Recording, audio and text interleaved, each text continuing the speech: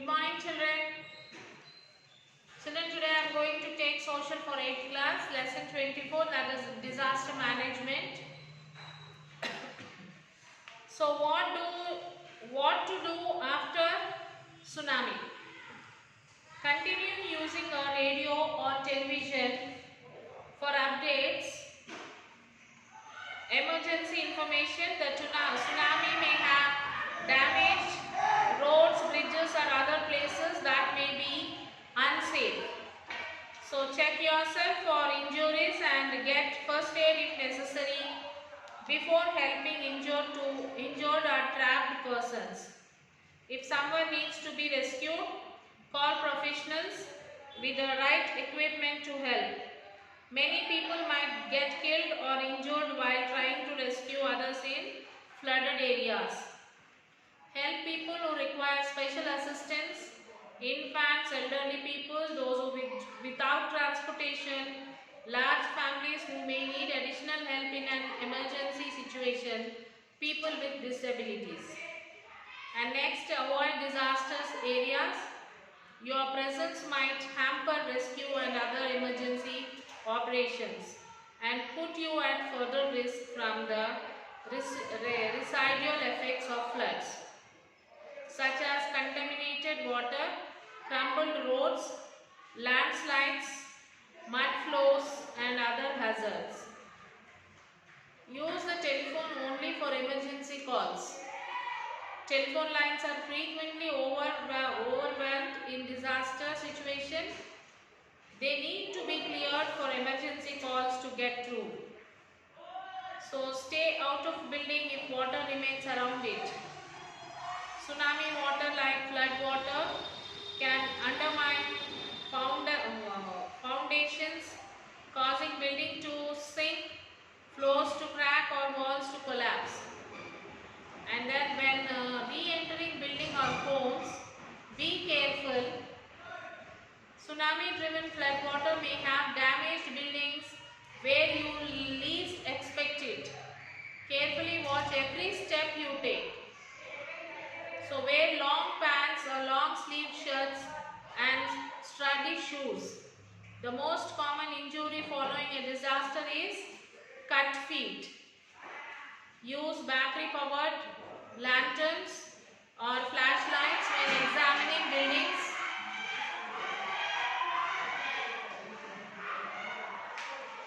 Battery powered lighting is the safest and easiest to use, and it does not present a fire hazard for the user. Occupants of buildings, do not use candles.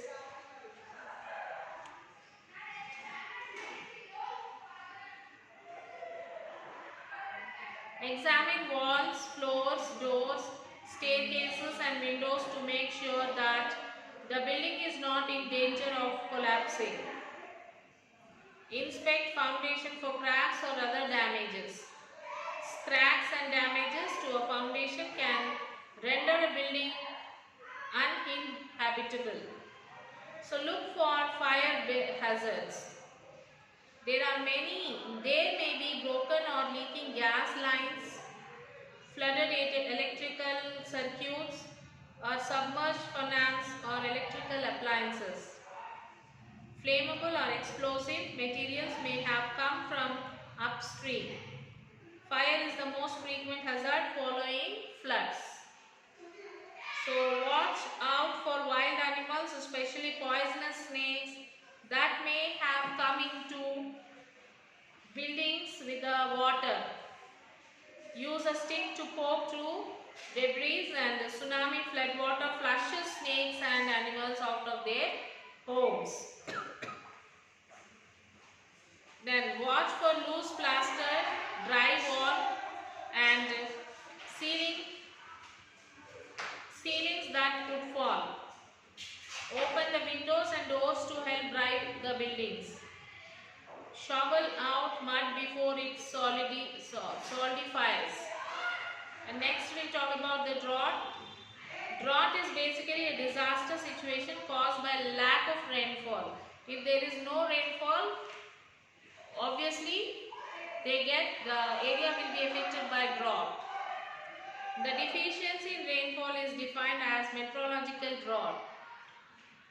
While in a year there may be normal rainfall, there might be a wide gap separating two consecutive spells of rain, resulting in crop failure, which is termed as agricultural drought.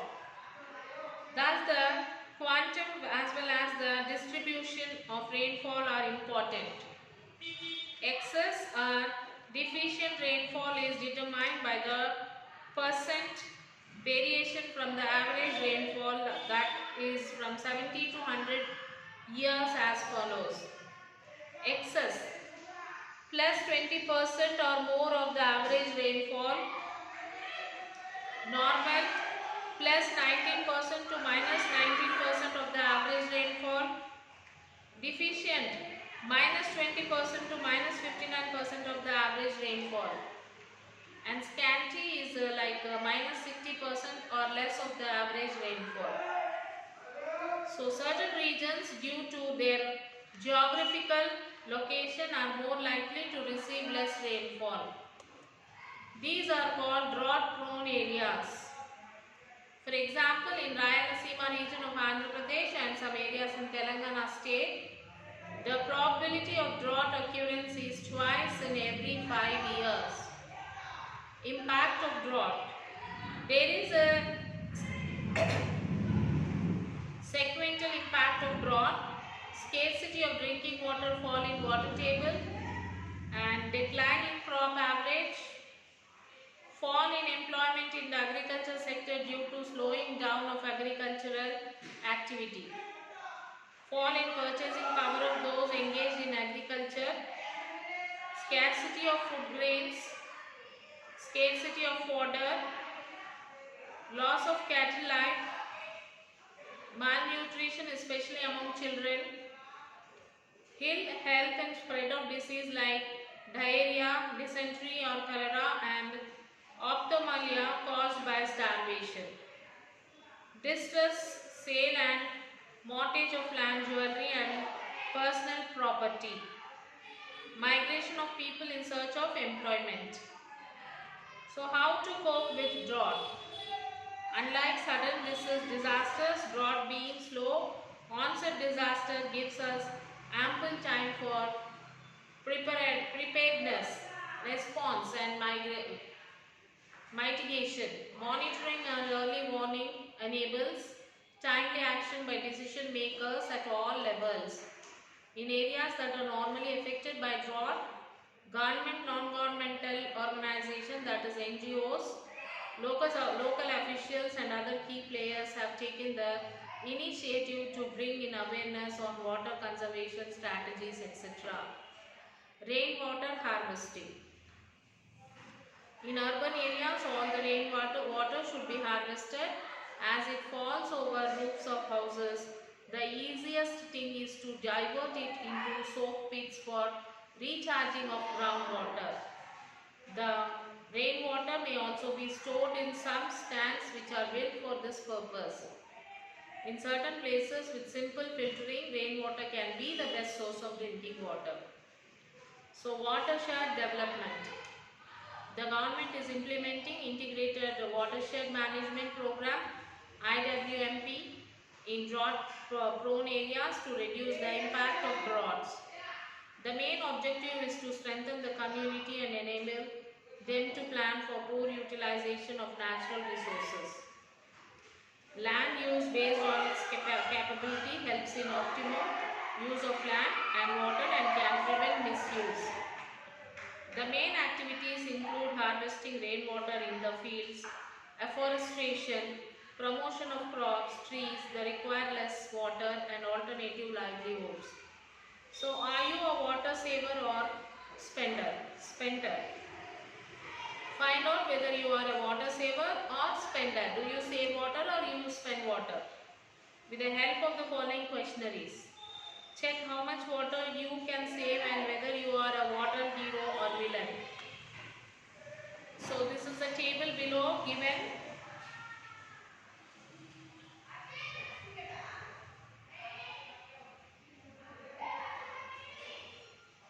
Activity user 1, user 2, your use. First one, brushing teeth, running tap water 19 liters and use of 2 liters. And what about you? You have to write it there. How many liters you use for your brushing your teeth? Next is cleaning vegetables. Running tap water 11 liters and user 2 fill pan to clean what vegetables 2 liters. And what about you? You will have to write there. And dishwashing, running tap water. They open the tap and they go on keep doing the work. So dishwashing, it takes 114 liters. Whereas if we take a container, put water in that and use for cleaning, that takes 19 liters. So you write your observation. Then flushing, depends on tank size. If it is a big tank, it is a 20 liters, the whole 20 liters will be flushed. If it is 30 liters will be flushed. If 10 liters, 10 liters. It depends upon the size of the tank. Then shaving, running tap water 18 liters. Shaving mug 0.5 liters they use. Showering, water running 95 liters. Wet down, soap down 15 liters. And you have to write all this. Fill up your column. Washing car, bike, cycle. Running hose 400 by 50 or 20. Whereas bucket, it can be less. And washing clothes with machine. Tap water level 227. Short cycle minimal water level 1 or 2. Then washing floors, running hose for 5 minutes 200 liters and bucket 40 liters. Washing hands and face, running tap water 8 liters, plug and fill basin this is 4 liters. So the total, the water you use and check your ranking.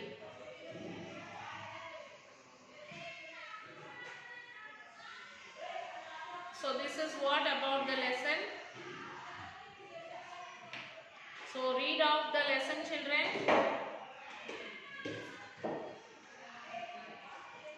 Read the lesson once and you will have to write all the question answers related to this lesson. You have the questions like describe, you have written these 2 questions in the first, so in the previous class. Now you will have to write the question answers like discuss experience of your elders with regard to the disaster and the management and write a note. Suggest the precaution to be taken by the people to face the disasters. Mention the effects of drought and mention the occasions where the water is wasted and suggested the preventive measures. Make an album with the pictures of natural disaster. So this thing you will have these 7 question answers. You will have to write it, children, in your class workbook. And this is the end of the class and end of the lesson. Write all the question answers, and here at the next page there is a World Health Organization BMI chart for age 14 to 15 boys and girls. Like you can see your age, year, months, and malnutrition, under weight, less than normal. You can observe, you can check your years, and according to that, if you check your gender and check your weight, whether you are underweight or above weight, you can find out. If you are overweight, it comes in the obesity, which you have to control your weight.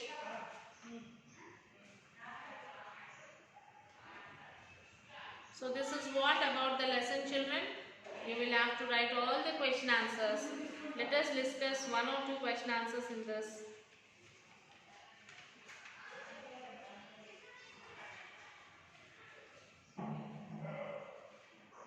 See, make a album with the pictures of natural disaster. Means you can collect the pictures of cyclones, floods, earthquakes, anything from the old newspapers.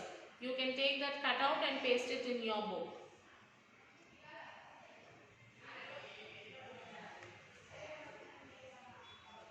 What are the means of harvesting rainwater?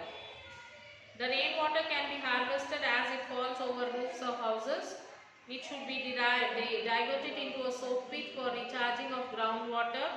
It may be stored into a tank which are built for this purpose. After simple filtering, rainwater can be used as drinking water also.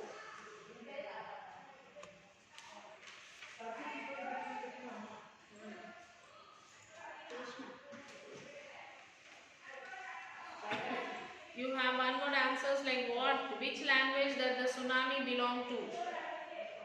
Well, the word derives, tsunami derived from Japanese. What are tsunamis?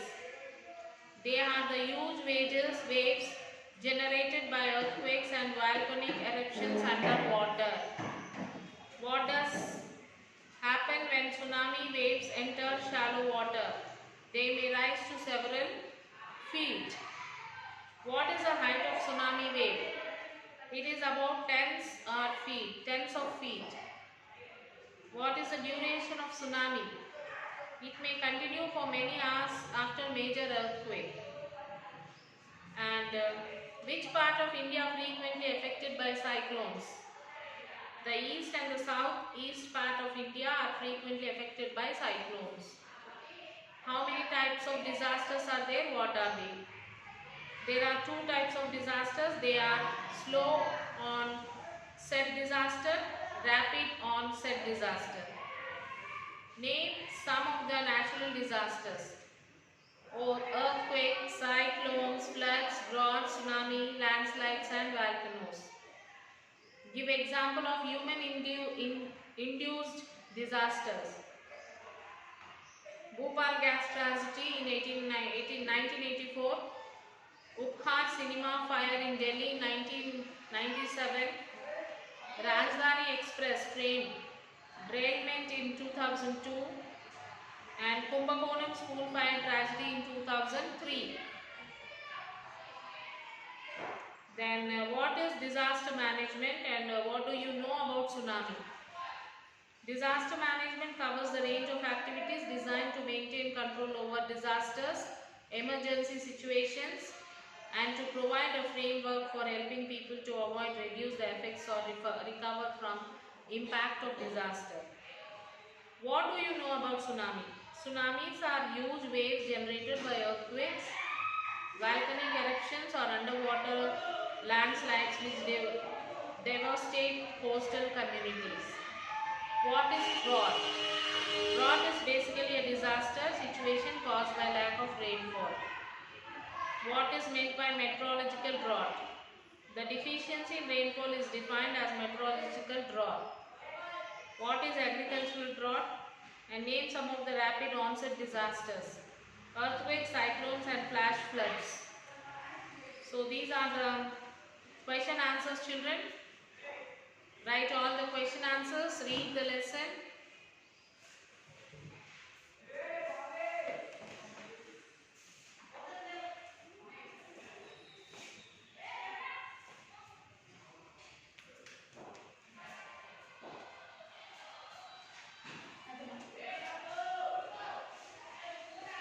Okay children, read the lesson, write all the question answers which is there in your textbook. After finishing your question answers, writing in your classwork, take the photo and send it to the school mail ID. Okay children, so we will meet you in the next class. Till then, take care children.